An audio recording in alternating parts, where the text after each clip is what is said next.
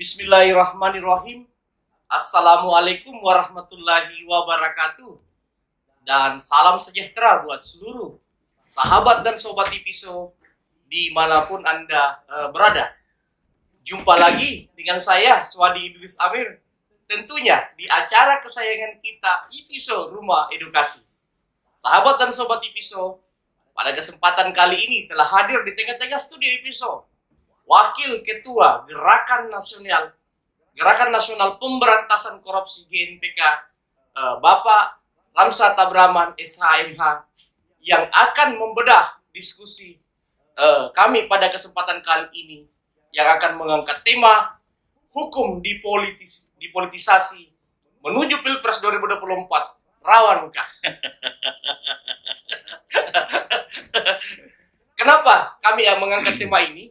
Karena sahabat dan sobat Ipiso, beberapa hari ini pemberitaan media sosial itu selalu dikaitkan dengan persoalan-persoalan yang dikaitkan dengan pemberantasan korupsi yang tidak tanggung-tanggung menyebut nama-nama yang konon katanya ada keinginan untuk maju di kontestasi Pilpres 2024, dan tentu kami akan mendiskusikannya bersama Bapak Ramsa Tabraman. Assalamualaikum. Waalaikumsalam warahmatullahi wabarakatuh. Sehat, alhamdulillah. Saya panggil Kakanda biasa beliau. Beliau ini Kakanda saya. Kakanda, seperti apa Kakanda melihat di GMPK ini situasi politik saat ini yang saat ini lagi marak-maraknya isu-isu korupsi dan kasus-kasus yang berkaitan dengan figur-figur yang tidak tanggung-tanggung. Nama-nama tenar disebutkan. Ada yang terkait PCR, ada yang terkait kasus tambang, dan lain-lain. Nah tentu publik pasti ingin tahu seperti apa kondisi sampai saat ini, dan tentu dalam kapasitas beliau sebagai Wakil Ketua Umum Gerakan Nasional Pemberantasan Korupsi sangat layak dan mumpuni dan kapabel untuk membahasnya ke publik. Silakan Kakanda. Ya, terima kasih Didir. Meskipun relatif usia yang lebih muda dari saya, tapi setiap kali saya diajak untuk hadir di Ipiso ini, jantungku selalu berdebar-debar. Kenapa? Karena ya saya tidak bisa memprediksi tema-tema yang disodorkan untuk menjadi pembelajaran bagi masyarakat secara umum. Saya mengerti pengetahuan Didir bahwa saya adalah Wakil Ketua Umum Dewan Pimpinan Nasional Gerakan Nasional Pemberantasan Korupsi. Kemudian diamanahkan untuk merangkap jabatan Koordinator Wilayah Indonesia Bagian Timur, meliputi Sulawesi, Maluku, dan Papua. Nah, tiba-tiba pertanyaan Didir ya terkait Capres, Cawapres, mungkin Pilgub, dan lain sebagainya. Didir, jauh-jauh hari sebelumnya, saya sudah mengeluarkan pernyataan bahwa Pilcaleg, Pilpres, Pilkada serentak itu baru dilaksanakan 2024. Yeah. Kalau tidak salah terakhir ada saya baca di media Februari 2024. Artinya interval waktu dari 2021 ke 2024 masih 3 tahun. Saya bahkan mengeluarkan pernyataan mengingatkan bagi pejabat publik, apakah dia wali kota, gubernur, menteri, dan lain sebagainya. Ya, selesaikan dulu lah amanah yang diberikan kepada kau, dilaksanakan tugas dengan baik. Karena hal yang sangat saya ragukan adalah sebagai masyarakat Indonesia, kemudian bergabung dan diamanai sebagai salah satu unsur pimpinan di DPN GNPK adalah menjatuhkan lawan politik lewat tudingan korupsi. Dan hampir semua pejabat-pejabat kepala daerah, coba aja itu Didir, berapa persen mereka akhirnya satu kakinya atau ada dua kakinya kemudian dipakaikan jaket orange oleh KPK, dan ini bisa saja terjadi kepada mereka yang begitu antusias untuk maju sebagai capres cawapres gitu loh. Ini yang perlu betul-betul diperhatikan. Kalau ini tidak diperhatikan dengan baik, maka tentu generasi-generasi bangsa yang berprestasi akibat kebijakan-kebijakan yang salah, mereka bisa terjerat hukum. Mereka bisa terjerat kasus-kasus korupsi. Nah, ada dua hal di negara ini yang sangat memalukan dan sulit sekali untuk mendapat pertolongan siapapun itu untuk menyelamatkan nama baiknya adalah kasus korupsi dan kasus narkoba gitu. Sulit sekali ini. Karena kita kembali ke jalur satu hal saja. Kita berbicara terkait soal kasus korupsi. Coba aja kita perhatikan. Misalnya saya kasih contoh yang paling kecil dulu. Seorang kepala daerah yang menduduki jabatan bupati atau wali kota.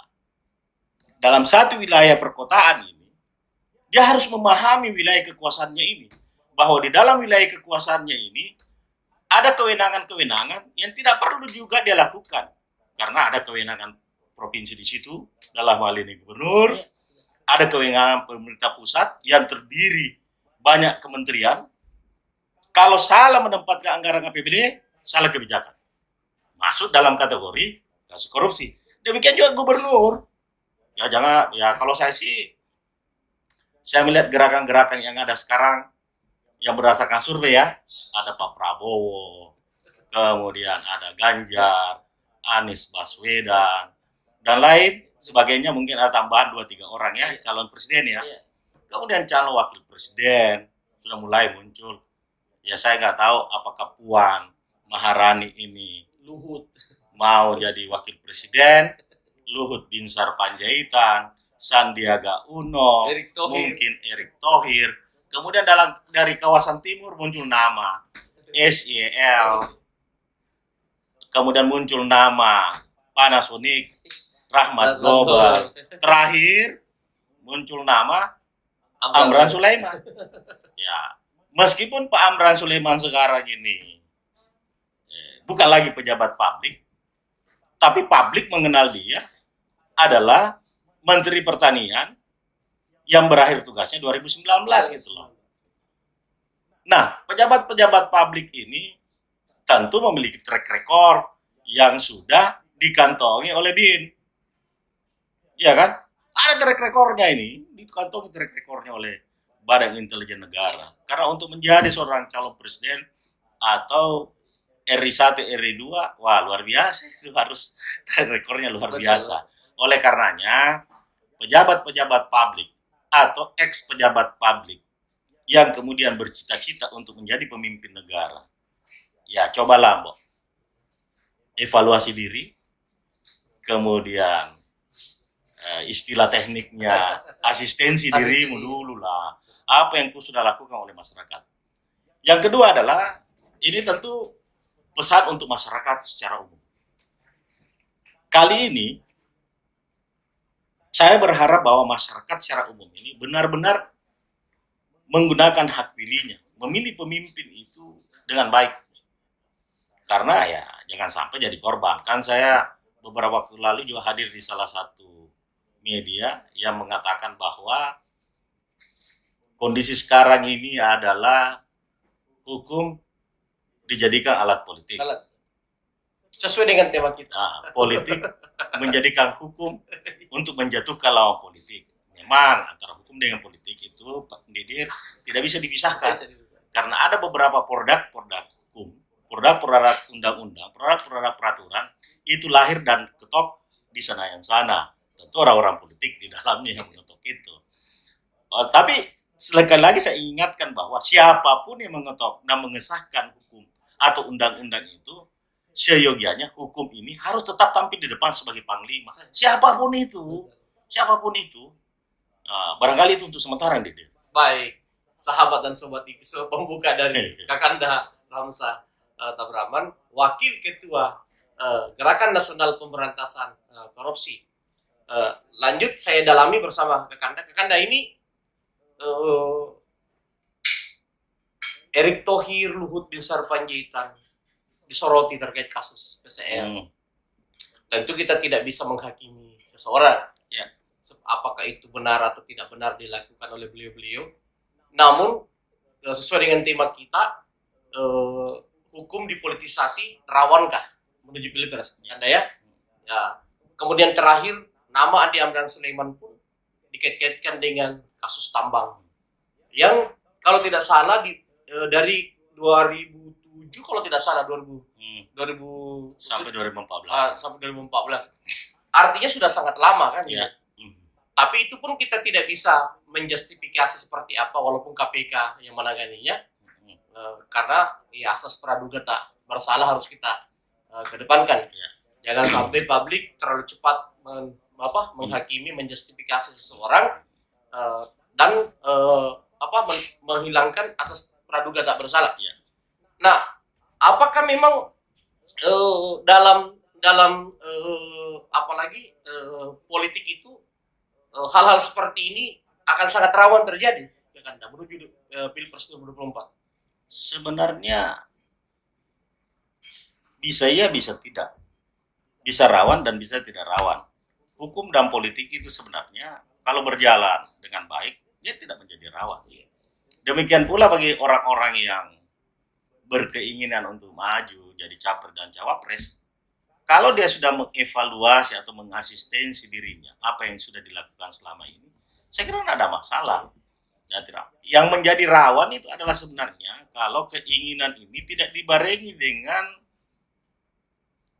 tidak dibarengi dengan kemampuan untuk mengevaluasi diri. Nah, contoh tadi ada disinggung tentang saya pakai inisial ya atau enggak ya? Langsung aja ya. Erick Thohir. Iya. Kemudian ada Luhut Binsar Panjaitan yang terkait dikaitkan dengan PCR. Kasus PCR. Nah, jangan salah. Iya. Dua orang ini adalah menteri yang diangkat oleh presiden sebagai pembantu presiden. Hak prerogatif presiden. Kemudian negara kita kena pandemi COVID. Jadi saya pikir apa yang dilaksanakan oleh kedua orang ini, ya tentu paling tidak saya ingin mengatakan bahwa tentu program-program yang dilakukan ini pasti dilaporkan ke presiden. Apakah dalam sidang kabinet terbuka atau sidang kabinet terbatas? Ya kita tidak tahu kan? Ya, tidak tahu. Oleh karena ini sangat-sangat memprihatinkan sekali. Nah, kelihatan sekali bahwa betapa masyarakat itu dikorbankan dengan itu. Saya termasuk juga salah satu korban. Misalnya saya berada di Makassar, mau masuk kantor saya di Jakarta misalnya. Saya harus PCR. Dulu pertama kali saya 1 juta lebih loh PCR-nya. Bahkan terakhir saya PCR 500 berapa ya. Nah, ternyata kalau turun lagi berarti kan luar biasa memang. Nah, ini satu hal yang tentu bagi sahabat-sahabat kita yang diberi kewenangan dan kepercayaan di 3 lembaga hukum, ya jangan tebang pilih siapapun itu. Cut saja gitu, sehingga citra sebagai penegak hukum yang menurut masyarakat tebang pilih, itu sama sekali nggak ada. Jangan salah, Didir. Ketua KPK, Pak Firly, itu bintang 4 juga loh. Bintang 4. Luhut Binsar Panjaitan, kalau nggak salah bintang 4 juga ya? Bintang 3. Bintang 3. Ya nggak ada masalah. Erick Thohir, ya nggak ada masalah, nggak bisa diperiksa. Terus terkait yang lain-lain, misalnya pejabat publik. Termasuk Anies Baswedan dengan kasus apalagi Formula E. Itu juga sedang hangat-hangatnya dibicarakan di publik. Jadi itulah apakah bukan itu bagian dari politisasi? Jadi itulah tadi yang saya ingin katakan kepada Didir. Kalau kita melihat kondisi ini sebagai bagian dari politisasi untuk menjatuhkan kandidat-kandidat yang diduga nanti kelak menjadi pesaing dalam tanda kutip kuat mendapat dukungan masyarakat, maka memang betul salah satu hal yang untuk menjatuhkan dia adalah menggunakan hukum untuk menjerat dia. Tapi kalau yang bersangkutan tidak bersalah, mampu mengevaluasi diri, mampu menjalankan apa yang dijalankan, karena begini, seperti tadi saya katakan contoh kecil, bahwa satu daerah dipimpin oleh bupati atau wali kota harus memahami daerah itu dulu. Di mana kepentingan provinsi, mana kepentingan pusat. Sama dengan DKI. DKI meskipun berada di ibu kota negara sebagai ibu kota negara, tapi dia hanya menjadi satu bagian provinsi. di mana di provinsi itu juga tentu ada wali kotanya dan ada kepentingan kementerian, ada kepentingan pemerintah pusat. Nah, kemudian dalam penyusunan anggaran, ya memang agak harus ekstra keras kerjanya. Inilah juga sebenarnya yang menjadi kendala, misalnya dalam berpaket. Ini dalam berpaket. Misalnya gubernurnya didukung oleh partai A, B, C. Toh? Wakilnya juga didukung oleh partai ini. Sementara sekarang partai ini mau maju jadi presiden. Partai ini juga mau majukan jadi presiden. Nah, ini masalahnya ini. Jadi kalau misalnya Didir bertanya, apakah hukum Rawan dipolitisasi. rawan dipolitisasi? Saya jawab ya. Apakah orang politik bisa menjadikan hukum sebagai alat politik? Bisa. Bisa saja terjadi. Saya selalu mengatakan, makan dulu saya pernah mengatakan begini. Siapa yang orang bilang bahwa posisi jadi wakil itu tidak seksi. Tidak seksi. Oh, sangat seksi. Itu jadi bisa saling menjatuhkan ini. Oleh karenanya memang ya seperti tadi Adinda Dir menyinggung soal Ganjar. Nah, polemik di tubuh partai pendukung Ganjar. Saya pernah mengatakan diskusi terbuka sama Didir bahwa apakah Ganjar ketika keluar dari partai politik pendukungnya dia masih jadi seksi jadi presiden. Saya juga mengatakan bisa iya bisa tidak. Dia tetap akan menjadi seksi ketika partai-partai lain yang tidak memiliki kader mengusung dia jadi capres. Kemudian dia mendapat dukungan masyarakat makin seksi. Padahal sebenarnya parpol itu harusnya menjadi laboratorium memimpin. Dan janganlah kalau dia tidak bisa mengandalkan kadernya, nyari kader lain, ini kan yang jadi sulit ini. Barangkali pertanyaan Didir, apakah hukum bisa dipolitisasi ataukah hukum bisa dijadikan alat politik? Jawabannya iya. Karenanya yang capres yang diindikasikan akan menjadi capres dan cawapres berniat untuk maju, ya harus evaluasi diri, lihat kebijakan-kebijakan apa yang pernah dilakukan. Satu lagi, hampir terlupakan. Contoh misalnya Andi Amran Sulaiman. Iya, Andi Amran Sulaiman. Andi Amran Sulaiman ini sebelum masuk dalam kabinet, memang dia adalah seorang pengusaha. Tentu pengusaha ini, ya kemudian GMPK sendiri, saya sendiri secara pribadi mengikuti track record beliau ketika menjadi Mentan. Iya. Ada beberapa hal yang dilakukan beliau menjadi simpati yang luar biasa. Dan jujur terus terang, saya juga tiba-tiba kaget ketika beliau dipanggil jadi saksi dugaan kasus korupsi tambang di Konawe yang diduga merugikan negara 2,7 triliun. Nah, kemudian sudah dalam proses penyidikan dan ada tersangkanya mantan Bupati Konawe yang ternyata berdasarkan berita media ya, dia korupsi 13 miliar dalam pengurusan izin. Akibat memberikan izin. Nah, pertanyaannya adalah dari 12 perusahaan yang terlibat kasus suap perizinan di Konawe, hanya satu nama yang ditonjolkan oleh media, Iya. Amran Sulaiman. Jangan sampai ini dipolitisasi karena ada beberapa perusahaan yang disebutkan, kok hanya satu pimpinan yang disebutkan di media dan diviralkan. Ya, sebelum saya masuk ke situ, saya ingin dulu mengatakan begini, bahwa ayo saya mengajak kepada kita semua, praktisi hukum atau penegak hukum ataupun masyarakat yang awam tentang hukum, ayo kita percaya penegak hukum kita, institusi hukum kita. Ayo kita memberikan kekuatan kepada Komisi Pemberantasan Korupsi.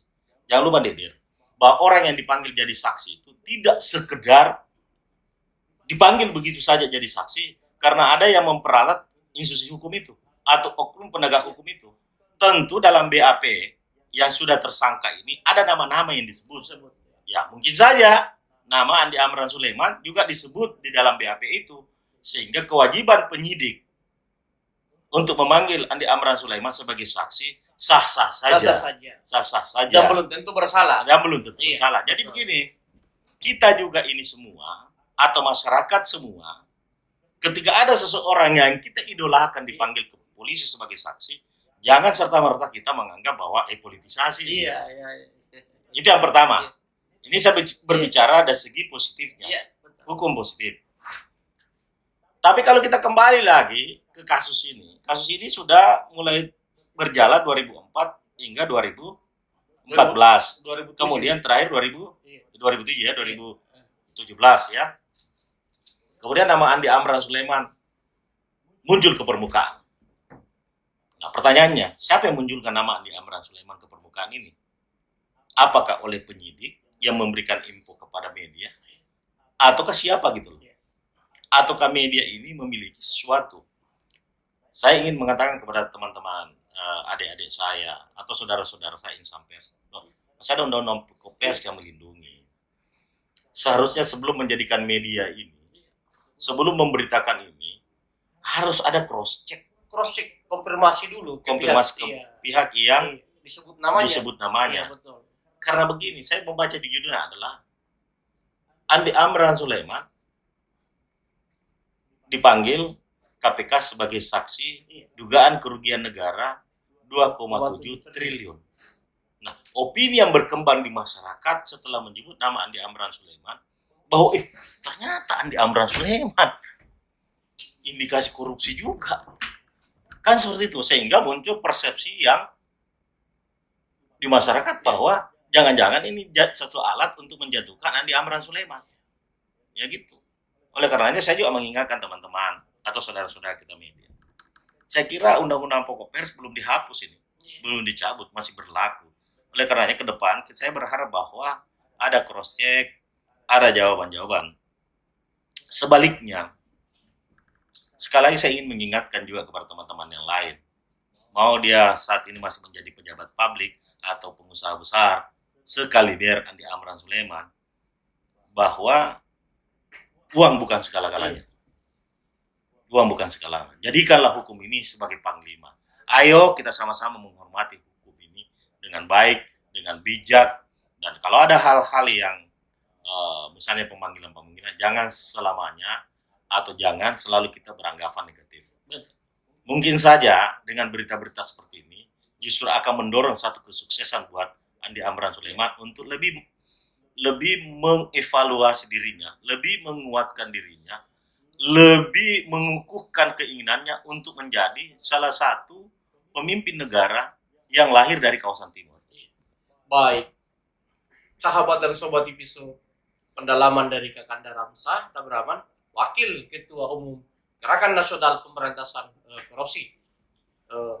Memang kalau dilihat dari pemberitaan-pemberitaan yang beredar, Kakanda ya, Iya. Kesan politisasinya itu cukup kuat. Pertama karena ada orang dikait-kaitkan dengan pemberitaan tapi tidak ada konfirmasi ke pihak tersebut.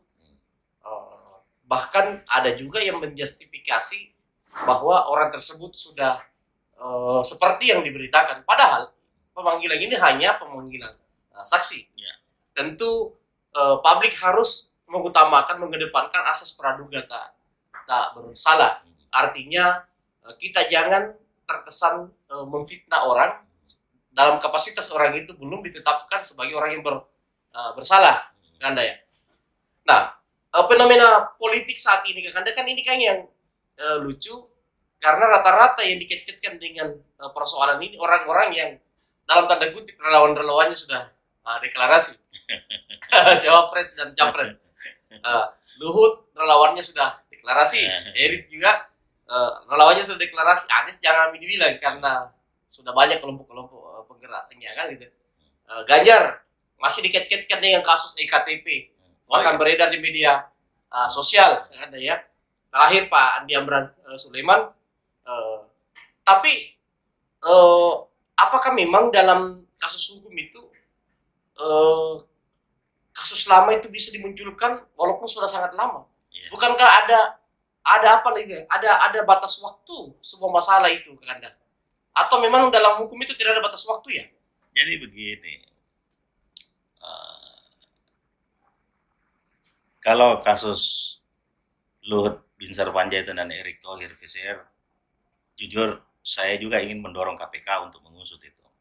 Bukan karena Luhut dan Erick Thohir itu berkeinginan untuk maju jadi cawapres, tapi ini terasa sangat dampaknya terhadap masyarakat. Saya juga merasakan dampak itu. Tapi beliau sudah mengklarifikasi loh. Ya, cocok nih. dia tetap mengklarifikasi lewat media. Tapi yang kita ingin tunggu adalah klarifikasi KPK, apakah KPK sudah melakukan penyelidikan terkait itu. Bukti sudah ada jelas kan.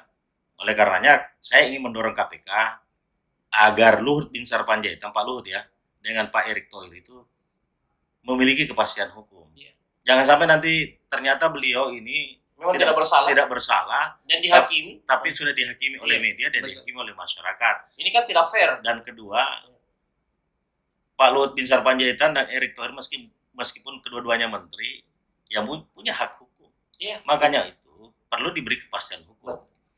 Caranya melakukan kepastian hukum itu, institusi hukum yang diminta masyarakat untuk melakukan proses sidik, dan lain sebagainya harus dilakukan. Negara sudah memberikan kepercayaan untuk itu.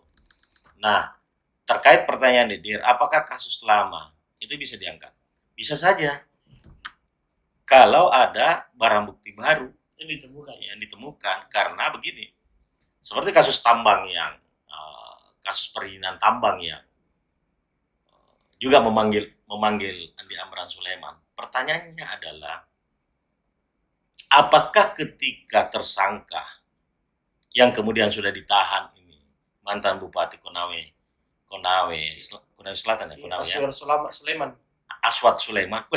Ini yang patalai karena orang jangan-jangan menyangka saudara dengan Andi Amran Sulaiman. Paham sama. Nah, saya sangat meyakini betul, meskipun saya tidak melihat itu, bahwa ketika si tersangka ini di BAP, tentu ada menyebut 12 nama pemimpin perusahaan ini. Sesuai di pemberitaan. Kemudian, santer tiba-tiba lagi ada smelter baru, ada pabrik gula baru. Nah, mungkin penyidik beranggapan coba buka-buka lagi. Kemudian kemungkinan besar ada juga yang melapor elemen masyarakat. Jangan lupa loh, sekarang masyarakat secara persorangan maupun berkelompok, apakah membentuk LSM atau Ormas, yang melaporkan ke KPK, maka wajar bagi KPK untuk melakukan proses ulang. Jadi saya kira, ya nggak apa-apa lah dipanggil ulang, nggak panggil ulang. Cuma maksud saya begini, negara kita ini, kita sama-sama sepakat bahwa menempatkan hukum sebagai panglima. Kita semua ini diatur oleh hukum. Tidur pun diatur hukum. Bahkan di dalam hutan pun, kita tidak boleh sembarang menebang kayu, menebang pohon. Itu ada hukumnya juga. Oleh karenanya teman-teman media, kan ada undang-undang pokok pers, ada tata cara pemberitaan. Meskipun sekarang era digital, era IT, tetap undang-undang pokok pers itu dipakai. Jadi ketika ada informasi, yang mau cross check lah kepada orang yang dituding. Iya, jangan langsung menjustifikasi. Janganlah menjadi pengadilan di luar pengadilan resmi gitu. Karena justifikasi masyarakat terhadap yang bersangkutan besar sekali. Nah, tadi saya sudah bilang bahwa yang paling riskan di negara ini adalah kasus korupsi dan narkoba. Ini mengorbankan banyak orang nih. Contoh misalnya, Andi Amran Sulaiman dipanggil sebagai saksi dengan dugaan kerugian negara 2,7 triliun. Nah ini mungkin heboh nih, mulai istri, anak, saudara, keluarga, kerabat, ini menjadi gelisah. Dengan pemberitaan-pemberitaan ada yang ada, apalagi viral, bukan cuma satu media. Nah ini kan luar biasa. Oleh karenanya saya juga berharap kepada Komisi Pemberantasan Korupsi, dalam hal ini pimpinan KPK maupun juru bicara KPK, ya perhatikan dulu. Kalau perlu mintalah kepada insan-insan jurnalistik yang ada di KPK untuk melakukan cross check terhadap dulu apa yang kamu telah jumpa pers berikan ke media gitu. Saya kira ya. Baik, sahabat dan sobat Episo, pada diskusi kami dengan Kakanda Ramsa Tabraman, Wakil Ketua Gerakan Nasional Pemberantasan Korupsi, secara garis besarnya beliau sangat mendukung sebuah pemberantasan korupsi, dan beliau selalu mengingatkan bahwa jadikan hukum sebagai panglima dalam bernegara, dalam berbangsa, dalam bermasyarakat. Tetapi saudara-saudara kita atau seluruh elemen yang terkait dalam sebuah negara, terkait dalam menjadi pilar-pilar utama dalam sebuah negara demokrasi seperti bangsa kita ini, itu harus mengedepankan asas praduga tak bersalah. Dalam arti kata, jangan langsung mengangkat sebuah pemberitaan tanpa meng-cross check, mengkonfirmasi kepada oknum yang dikaitkan dengan pemberitaan tersebut. Dan terkhusus kepada masyarakat secara umum, jangan langsung menjustifikasi ketika ada orang yang dipanggil KPK atau kejaksaan atau kepolisian, lantas langsung dikatakan bersalah. Sebab hanya hukum yang bisa menjelaskan orang bersalah atau tidak bersalah. Kita tidak berhak langsung menjustifikasi bahwa orang tersebut bersalah ketika dipanggil aparatur penegak hukum, apakah itu KPK, kepolisian maupun kejaksaan. Demikianlah diskusi santai kami dengan Kakanda Ramsa Tabraman, Wakil Ketua Gerakan Nasional Pemberantasan Korupsi, dalam membedah dinamika politik dan hukum yang terjadi di bangsa kita, khususnya 1 minggu terakhir ini. Dalam diskusi kami, ya tentu kami mengedepankan edukasi, bukan menjustifikasi masalah kepada oknum, atau apalagi yang kita diskusikan tadi adalah tokoh-tokoh kita yang kontribusinya terhadap bangsa dan negara tidak sedikit, dan jangan diragukan. Sekian, saya mengucapkan terima kasih Kakanda. Sama-sama. Sudah mengedukasi masyarakat Indonesia. Sekian, terima kasih. Assalamualaikum warahmatullahi wabarakatuh.